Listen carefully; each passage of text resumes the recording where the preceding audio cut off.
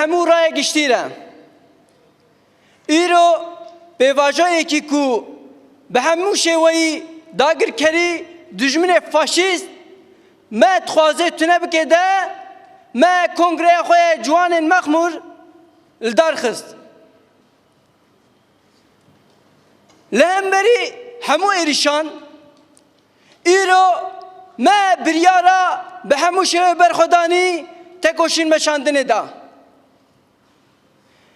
Wek ciwanên mexmûr wargahê Şehîd Rîstem Cûdî me got ku çi êrişê li ser xaka Kurdistanê û li kîjan parçeyê xaka Kurdistanê hebe em êrişek li ser xwe de hesibînin û em ê biçin di çeperê herî pêş de tekoşîna vê bimeşînin.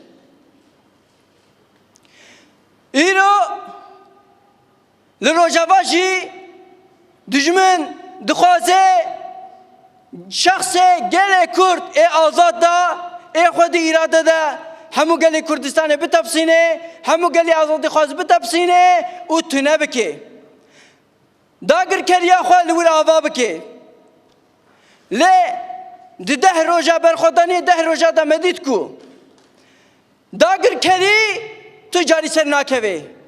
Wê tenê berxwedaniya gelên azad ê xwe di îrade wê ser bikevin. Bi vê hêz û baweriya xwe me kongreya ciwan li dar xist. Li ser vî esasê em çûnenek biryaran me rêxistinbûyîna xwe ji nû ve ava kir. Em vê dibêjin wê ev kongre ji bo destpêkekî tekoşîna nû wê bibe bingehekî mezin. Li hemberî hemû êrîşan wê bêbe bingeha berxwedaniyê, bingeha tekoşîna destpêkirina nû. Êdî em ê hebûna xwe mîsoger bikin. Li hemberî hemû dagirkeriyên heyî taybet dagirkeriya Türkan em ê serkeftina xwe îlan bikin. Bi vê bîr û baweriyê em dibêjin wê gelê bindest serkevin, wê gelên azadî xwe serkevin. Bimre dagirkerî û her cî rekoletî bijî seroka po.